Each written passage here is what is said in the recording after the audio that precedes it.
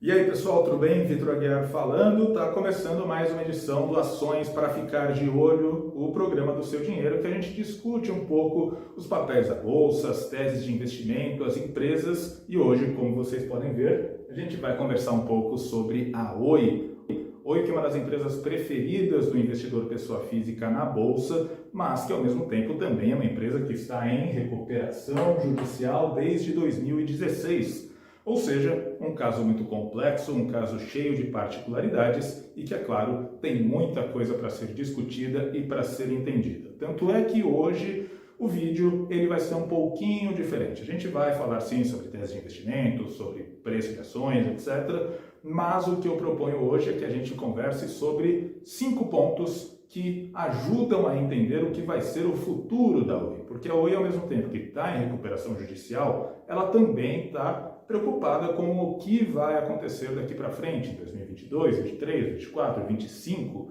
Portanto, ela já tem todo um planejamento estratégico, mas esse planejamento tem mudanças muito radicais em relação ao que a Oi foi no passado e ao que a gente tem, né, muitas vezes no nosso imaginário a respeito do que a Oi faz. Portanto, o vídeo de hoje vai ser para discutir 5 pontos que ajudam a entender o futuro da Oi, o que é a nova Oi, tá certo? Mas antes da gente falar sobre isso, eu queria fazer alguns convites, principalmente para você que está chegando aqui no nosso canal pela primeira vez. Se esse for o caso, em primeiro lugar, seja muito bem-vindo e eu convido você a clicar aqui embaixo, siga o nosso canal, curta o vídeo e também clique no sininho. Clicando no sininho, você vai receber as notificações sempre que a gente coloca um conteúdo novo no nosso canal no YouTube, e vira e mexe tem sim vídeos novos falando sobre ações e falando sobre investimentos como um todo. Também convido todo mundo para deixar o comentário aqui na nossa caixa. Você é acionista da Oi, o que você acha da tese de investimento? Você acha que vai para frente, não vai? Como é que você está vendo esse cenário? E, eventualmente, outros papéis que você também queira discutir. Deixa seu comentário, a gente vai bater um papo aqui na nossa caixa de mensagens. Convido todos vocês também a acessarem as nossas redes sociais, o canal do Seu Dinheiro no Instagram, no Telegram, no LinkedIn. Os links estão todos aqui embaixo na descrição do vídeo e, é claro, convido todo mundo a acessar o seudinheiro.com. Lá a gente faz a cobertura diária de investimentos, de finanças, de mercados, enfim, de noticiário econômico. Acessa lá a nossa cobertura, todas as nossas notícias, todo o conteúdo que é produzido pela nossa equipe, está lá sempre em seudinheiro.com, tá certo?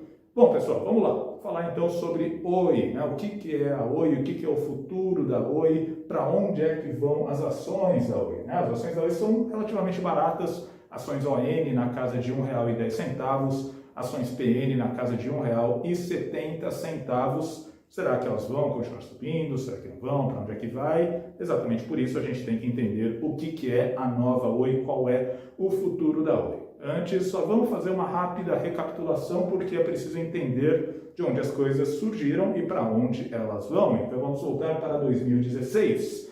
2016, a Oi entra com pedido de recuperação judicial. Na época ela tinha dívidas na casa de 65 bilhões de reais. Como é que a Oi chegou nessa situação? Como é que ela ficou tão endividada? Para ter uma ideia, na época foi o maior pedido de recuperação judicial da história do Brasil e, na verdade, continua sendo até hoje o maior pedido de recuperação judicial. O que aconteceu? Basicamente, a Oi, né, que todo mundo conhece, é uma operadora de telefonia móvel. Ela, então, prestava esses serviços aí de telefonia, de operadora de celular e também serviços de telefonia fixa, basicamente no país todo. Portanto, ela tinha um escopo de atuação muito amplo. Só que o que acontece, a receita com telefonia móvel, ela começou a cair e começou a cair muito rápido. Pensa aí vocês, né? Telefone fixo. Telefone fixo era uma coisa que era muito usada no passado, mas que perdeu relevância muito rápido. Muita gente não tem telefone fixo em casa. Basicamente, telefone fixo hoje é uma coisa muito mais do meio corporativo. Portanto, a receita com telefonia fixa, com cabos de cobre, né, ela caiu muito e aí a Oi começou a ter dificuldade de gerar receita, de gerar caixa e, com isso, ter os recursos necessários para fazer os investimentos, para manter esse gigante operacional, né? A Oi, então, operando no Brasil inteiro, com muitas despesas, mas receita em queda, Com isso ela foi se endividando, chegou a 65 bilhões de reais em dívidas, entrou aí com pedido de recuperação judicial. Esse pedido ele ficou aí, muita água passando por baixo da ponte, muita negociação com credores. Ele começou a andar para valer mesmo em 2020, no fim de 2020. Por quê? Porque foi aprovado um programa de venda de ativos. Programa de venda de ativos, ou seja, a Oi começou a vender coisas que ela tinha para fazer caixa e pagar os credores. E esse programa de venda de ativos, para vocês terem uma ideia, já movimentou cerca de 35 bilhões de reais. Então vamos lá, programa de venda de ativos, o que a Oi já vendeu? A Oi vendeu, por exemplo, torres de telefonia, vendeu imóveis, vendeu data centers, mas isso não é, digamos, o filé mignon desse programa de venda de ativos. São dois filés mignons, na verdade. Um deles é o quê? A venda da divisão de telefonia móvel. Ou seja, esse é o primeiro ponto do nosso debate, 5 pontos para entender o futuro da Oi. O primeiro ponto deles é a Oi não vai ser mais uma operadora de telefonia móvel. Então, aquela ideia que todo mundo tem na cabeça, celular da Oi e tal, qual que é a sua operadora, pipipopó, não tem mais. A Oi não vai mais atuar em telefonia móvel e ela já vendeu a divisão de telefonia móvel para um consórcio formado pelas 3 rivais. Claro, TIM e Vivo, portanto, se juntaram, fizeram uma proposta aí de quase 16 bilhões de reais pelos ativos de telefonia móvel da Oi. Ou seja, esse é um ponto fundamental. A Oi, como a gente conheceu lá atrás, não vai existir mais. A Oi não vai mais atuar em telefonia móvel. Qual que é o segundo filé mignon? O segundo filé mignon é a rede de fibra ótica.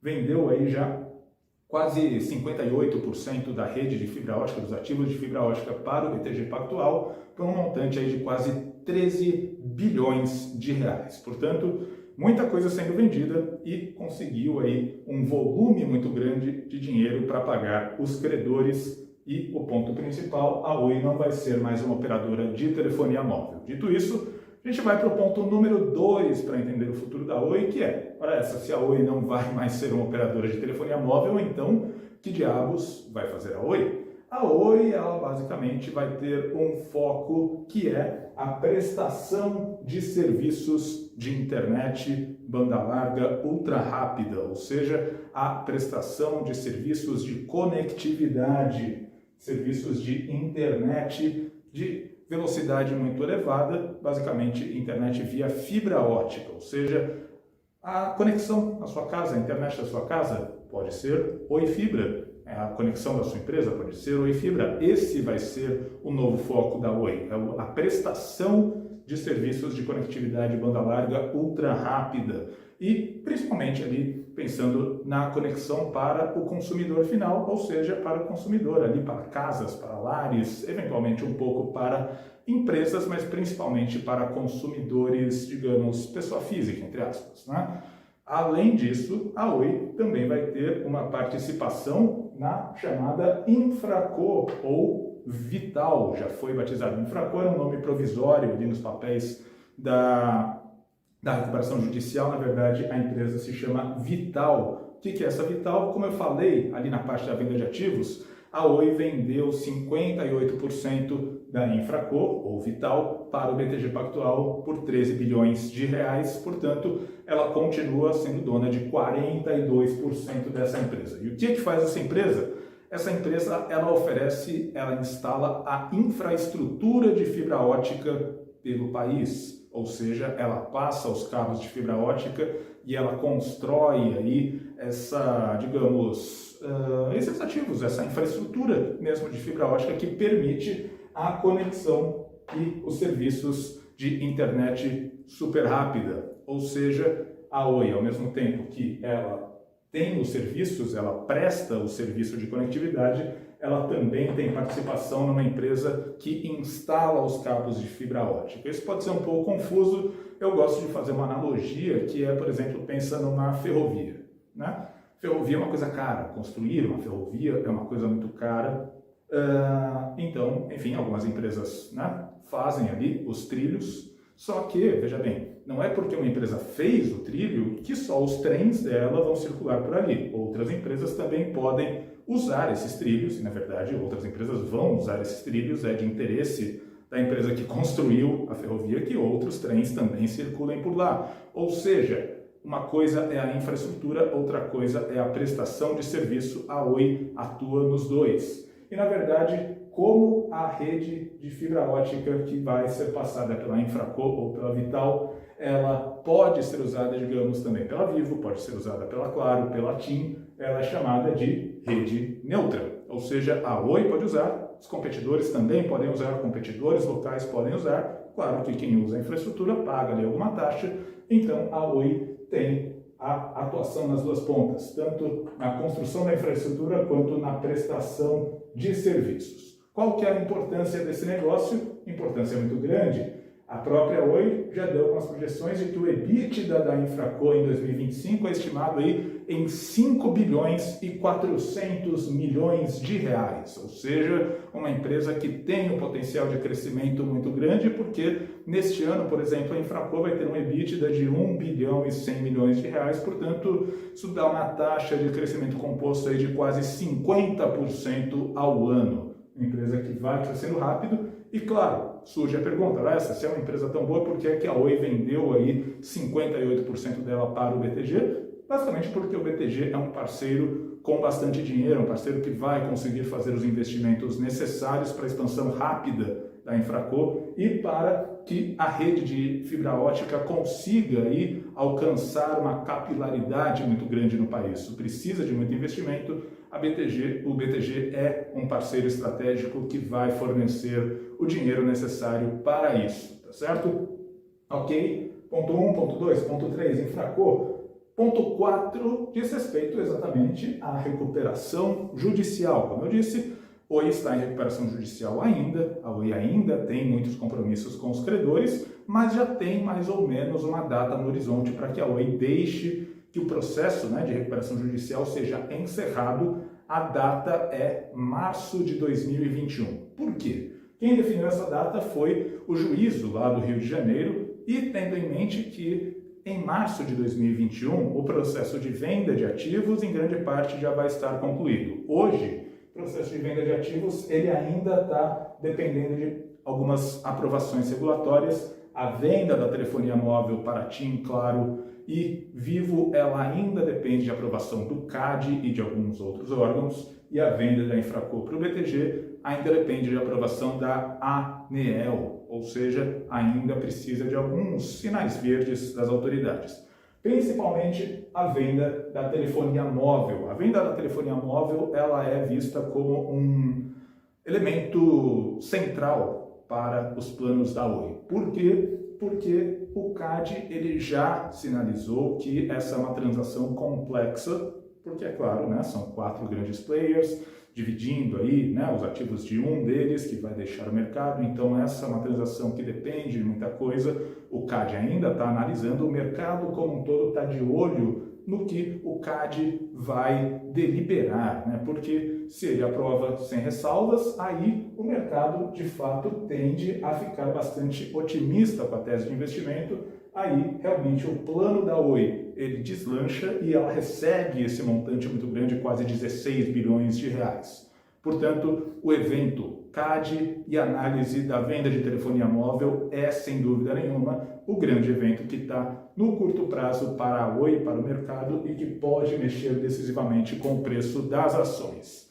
Então, como eu dizia sobre a recuperação judicial, é basicamente isso.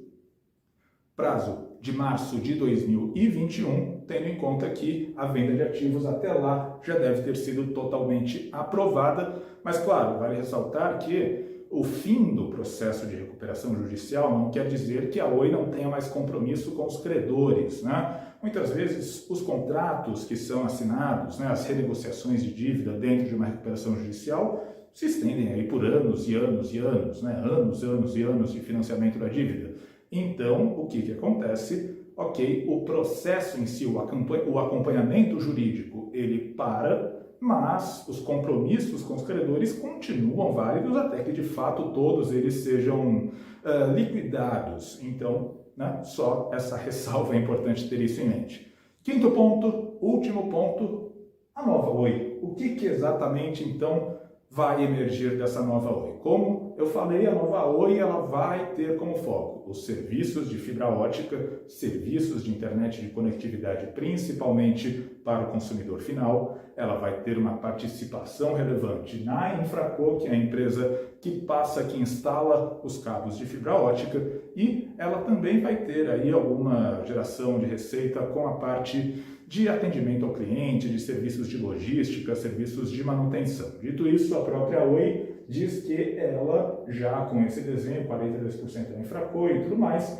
ela vai chegar a uma receita aí de 15 bilhões e meio de reais em 2024. O que esse número é importante? Esse número é importante porque 15,5 bilhões significa que a Oi vai encolher. E é natural que a Oi encolha. Ela vendeu a divisão de telefonia móvel, vendeu data center, vendeu torre, vendeu aí o controle da empresa de Infraco, da Vital.